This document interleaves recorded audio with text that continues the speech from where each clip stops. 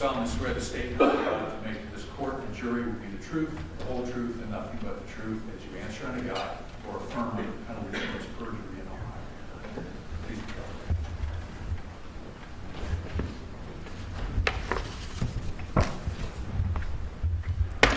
seated. Ma'am, will you tell us your name? Linda Morelli. Okay, I want you to keep your voice up so a juror clear back here in the corner can hear you. Are you the widow of Officer Anthony Morelli of the Westerville Police Department? Yes, I am. And how long were you married to Officer Morelli? Almost 30 years. Did I ask you to write out a statement to read to the jury, in this case commonly referred to as a victim impact statement? Yes. Did you do that? Yes, I did. Did you bring that here to court with you today? I did. And would you read that statement to the jury and keep your voice up so that everyone can hear you? Yes. If you would commence reading your statement, Mrs. Morelli.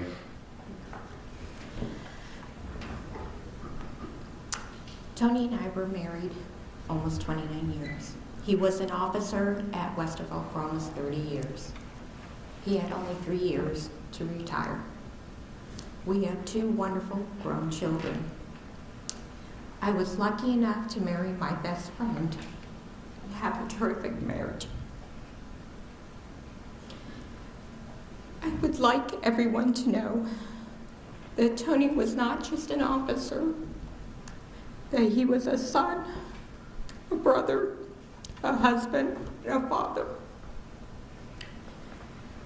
My kids have lost their father, and I have lost my husband because of the events that happened on February 10th, 2018.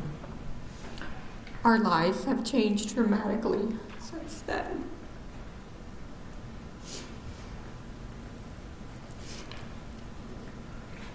The 10th of every month is a hard day and emotionally to get through.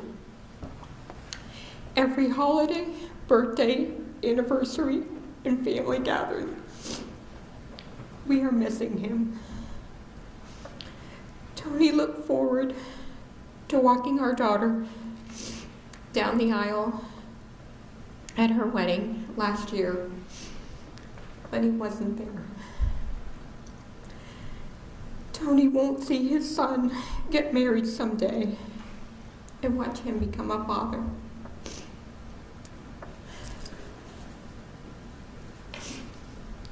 Tony missed his grandchild's birth and future adventures with that grandchild and any future grandchildren.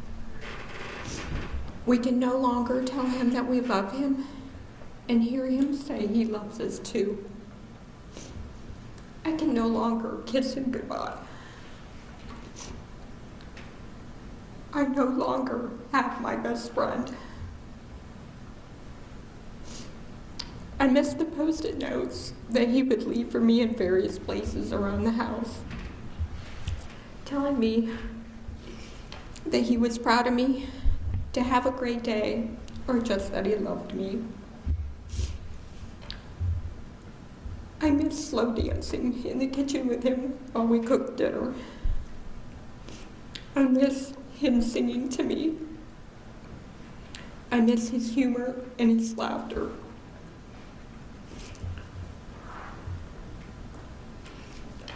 I miss being able to lean on him emotionally when I'm sad or frustrated. I miss him bringing me flowers just because. I will not be able to travel and see the world with him beside me. I will not get to grow old with him. I have trouble falling asleep because he's not there beside me.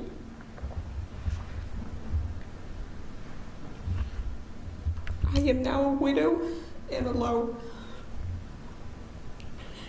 Tony was an amazing person who loved being an officer for the city of Westerville.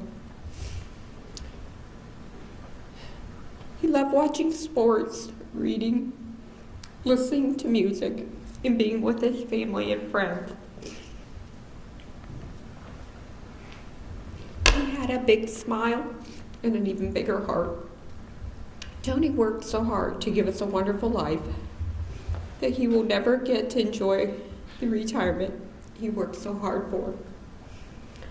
This wonderful person has been murdered and taken from our lives. I hope my statement lets people know how much Tony will be missed. Thank you, Ms. Morelli. I have no other questions. Any questions from the defense? Ms. Morelli, thank you very much for coming.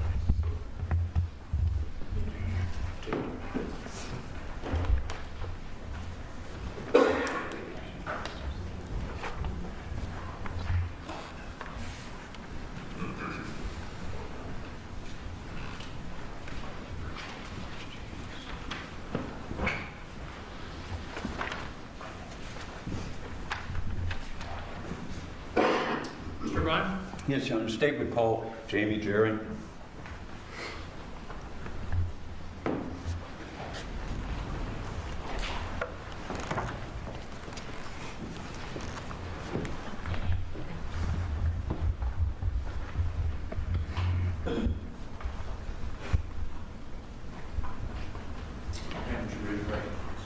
You solemnly swear the statements you're about to give this court and jury will be the truth, the whole truth, and nothing but the truth, as you answer unto God or affirm one of the penalties against perjury in Ohio.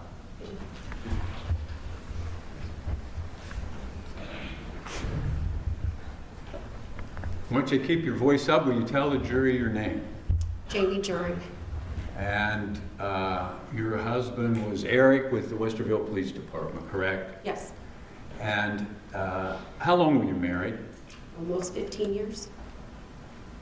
Did I also ask you to write out a statement to read to the jury about how this crime has affected you and your family?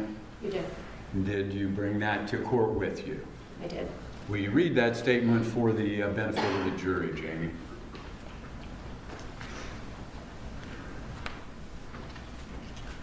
Good morning. My name is Jamie Joering. Almost 17 years ago, I married my best friend, Eric. He was amazing, loving, and supportive husband and father who also happened to be a police officer.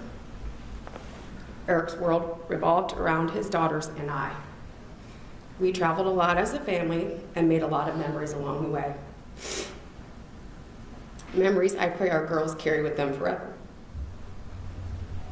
I knew back then what could happen, but it's something you can never prepare for and you never expect to happen, especially in Westerville.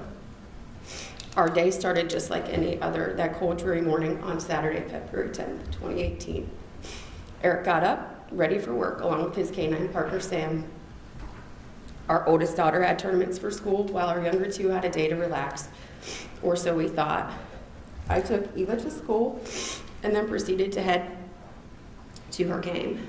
I spoke to Eric on the phone briefly around 11:55.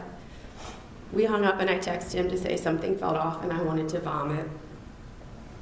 I attempted to contact him again at 12:21, except this time no response.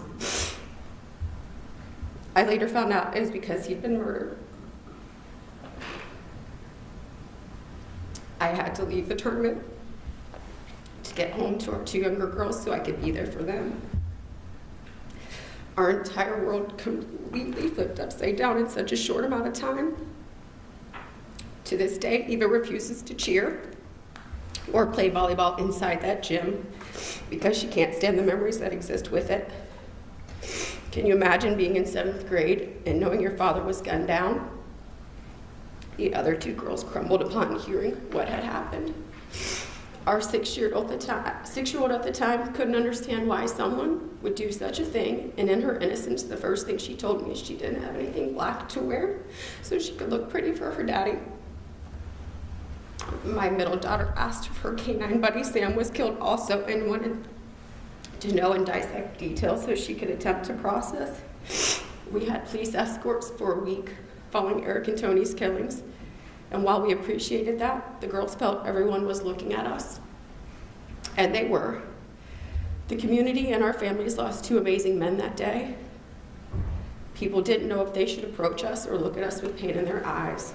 The girls wouldn't leave my side for months after. They slept in my room. They wouldn't even go to the grocery store, the mall, or anything in the public eye because they hated the looks they received. The first funeral they had ever attended was their father's.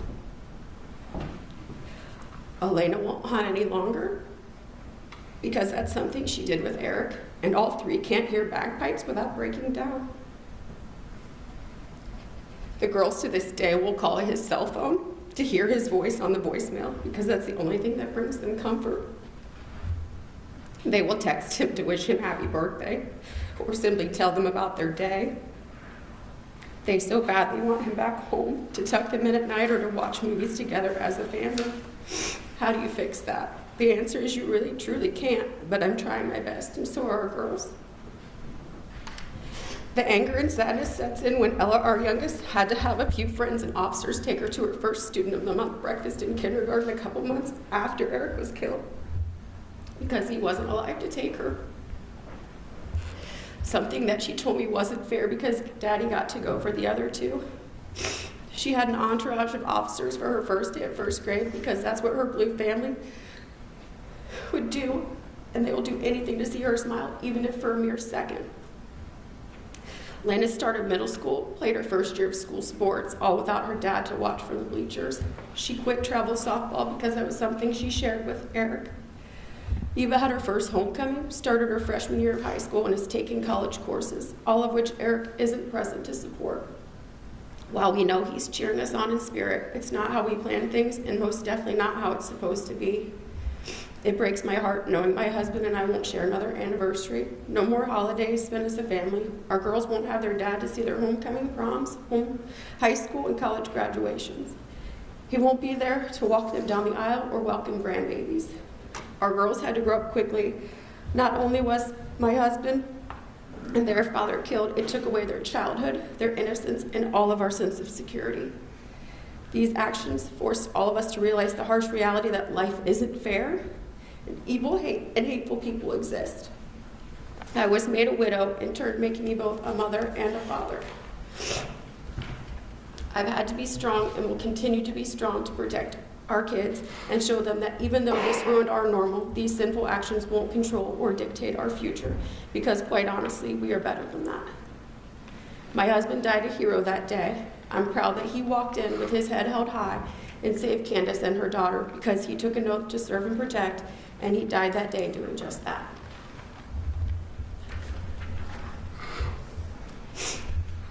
Thank you, Jamie. I have no other questions, Connor. Mr. O'Brien, thank you. Anything from the defense, Ms. Manation? No. Ms. Joering, thank you.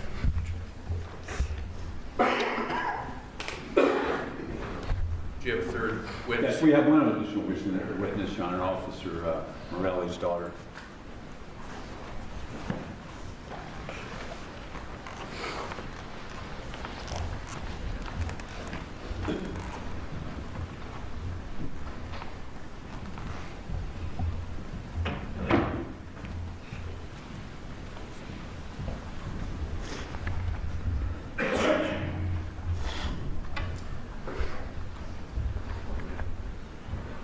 Swear the statements you're about to give this court and jury will be the truth, the whole truth, and nothing but the truth, as you answer unto God, or affirm on the penalties of this perjury in Ohio. I do.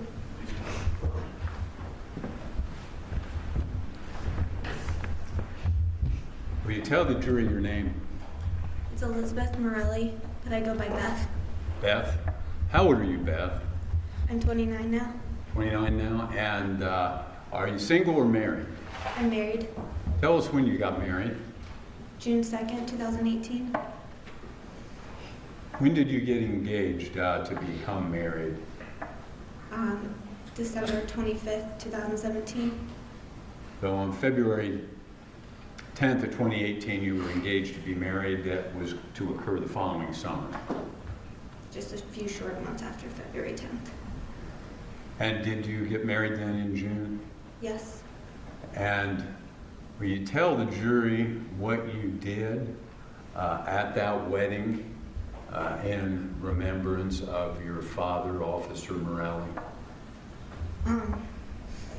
Luckily, my dad and I are planners, so we had a few things in place. We had already chosen the song that we wanted to dance to, but I had asked him prior to for a shirt of his so that I could have it sewn into my dress in a heart. And that morning, after hounding him, he gave me his shirt that he wanted to put in. So it was a blue shirt, so it was my something blue in my dress. And something blue for the wedding came from your father, Yes, in the shape of a heart, yes, and it was sewed into your wedding dress. yes. Did you do anything else special for the wedding in remembrance of your father? Yes. On his old uniform, he had pins on it that said their badge number, 467. So I had that pinned to my dress.